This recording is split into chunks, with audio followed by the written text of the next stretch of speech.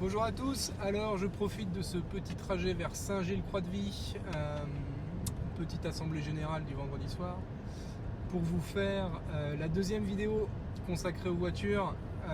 Alors je ne sais plus exactement où on en était, je crois que je vous avais raconté l'épisode sinistre de la Golf GTI dont j'ai flingué le moteur. Bon, une fois que j'avais fait les réparations, tout ça, bon, de toute façon, j'avais plus forcément envie de conserver cette voiture. C'est toujours compliqué d'ailleurs à la revente d'avoir une voiture dont le moteur a été changé. Moi perso, quand je suis acheteur sur le marché de l'occasion, une voiture dont le moteur a été changé, je fuis. Donc bref, je voulais m'en séparer, d'autant plus que j'allais commencer à rouler un petit peu plus. Donc je me suis rapproché de la concession Volkswagen et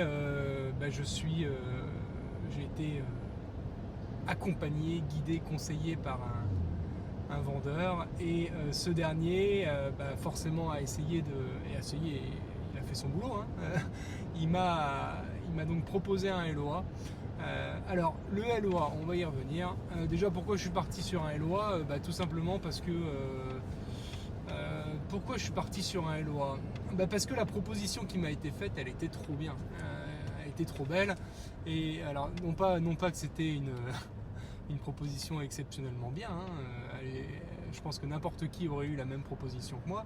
C'est juste qu'elle est trop belle et que c'était trop facile sur le papier. Je m'explique. Quand je suis arrivé avec ma Golf, m'ont donc fait une proposition de reprise. Une proposition de reprise qui était, ma foi, très honnête, hein. Ils m'ont proposé 16 000 euros, je crois, de tête. La voiture, elle devait en valoir sur le marché de l'occasion 17 ou 18. Mais bon, il faut la vendre soi-même.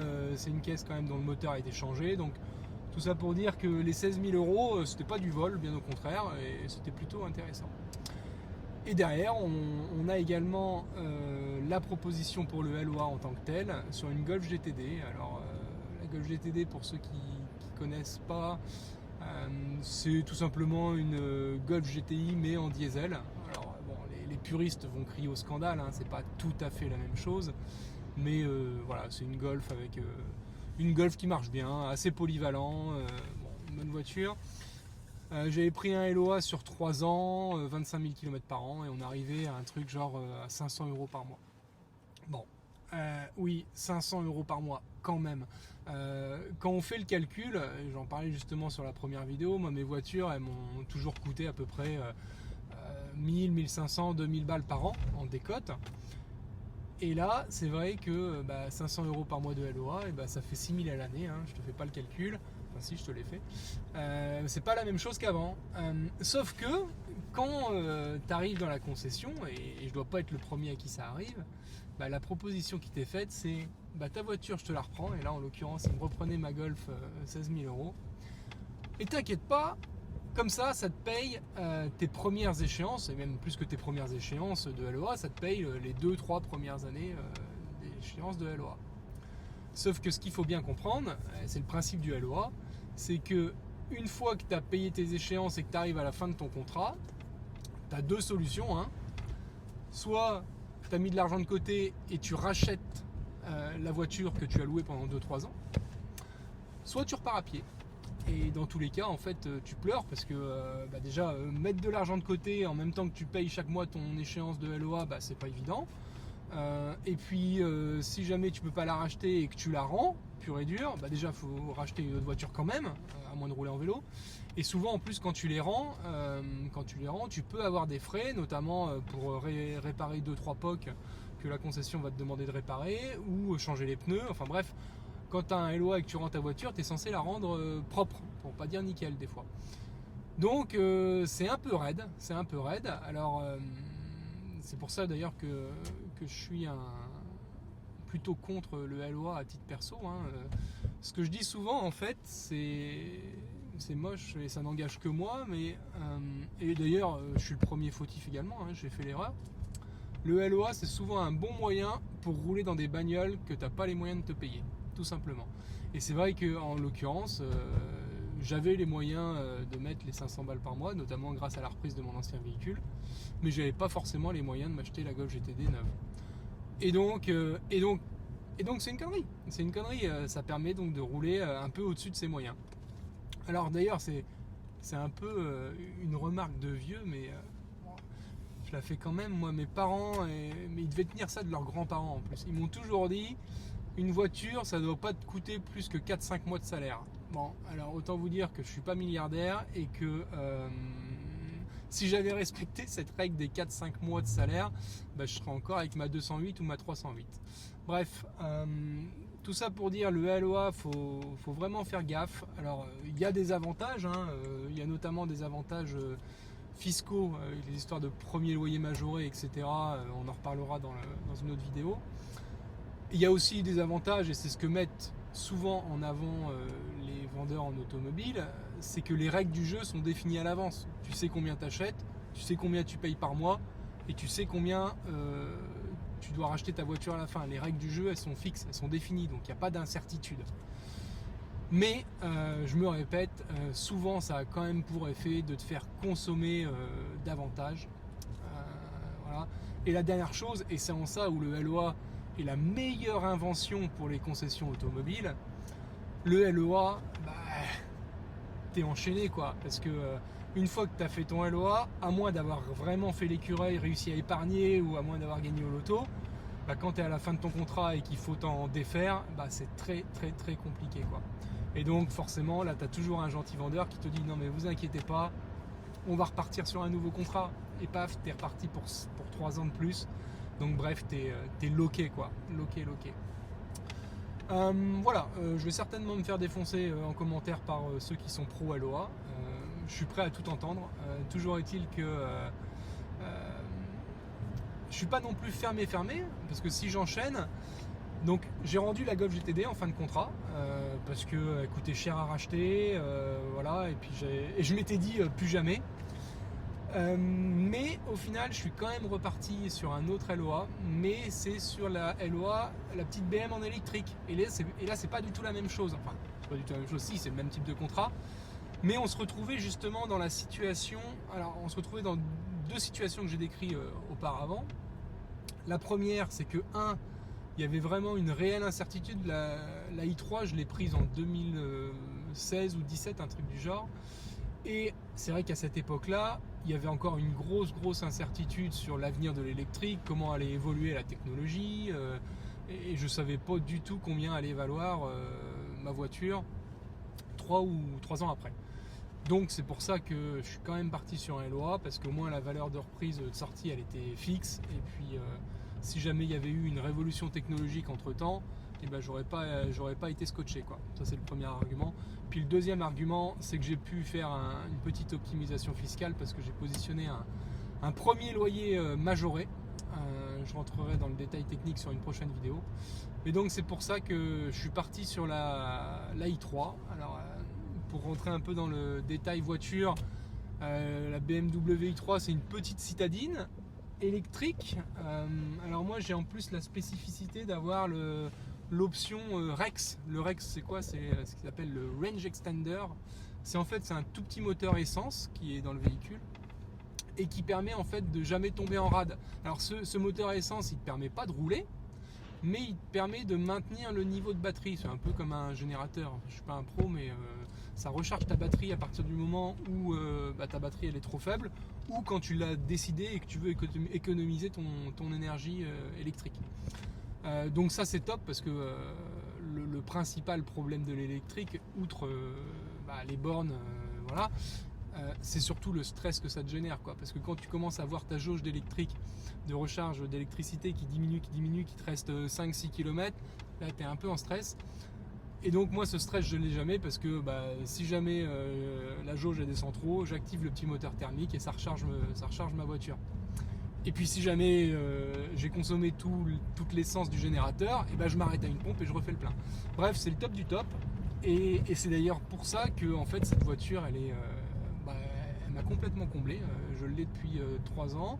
Je l'ai racheté à la fin du LOA, justement, parce que au final la technologie avait pas été révolutionnée depuis. Elle fait quand même 200 bornes d'autonomie, plus 100 de recharge d'essence. Donc je peux potentiellement faire 250-300 bornes en one shot, ce qui est vachement bien. Et puis je me répète, si jamais je suis en rade, il suffit que je refasse le plein de mon petit moteur thermique et donc je suis reparti pour 100 km. Donc c'est le top du top. Voilà pour la petite BM. Elle est très bien aussi, tout simplement pour, c'est un truc tout bon, mais son rayon de braquage. Franchement, le rayon de braquage est super court, ça me permet de faire des demi-tours en centre-ville et de me garer sans aucun problème. Elle est vraiment très pratique. Vous l'aurez compris, je suis fan de voiture et c'est vrai que l'électrique c'est bien, mais quand tu es fan de voiture, il y a quand même un petit manque, quoi. Et après quelques mois, quelques années passées avec My 3, j'ai eu envie de me refaire plaisir et de m'acheter une petite sportive, parce que c'est vrai que l'épisode GTI m'avait bien plu et j'avais envie de me refaire plaisir avec une autre voiture. Et cette fois-ci, sans LOA surtout. Donc je suis parti en quête et je me suis acheté une petite Audi S1. Alors super voiture, pourquoi je suis parti là-dessus? Alors toujours on se refait pas, je fais rarement d'achats coup de cœur, c'est plutôt des achats raisonnés. Et donc là justement, fidèle à ma stratégie qui avait payé avant que je fasse l'écart LOA, j'ai cherché, je me suis mis en quête d'une voiture d'occasion. Et là, pourquoi je suis parti sur une S1? Alors il y avait plusieurs raisons. Déjà, tous les tests étaient unanimes, c'est une super voiture.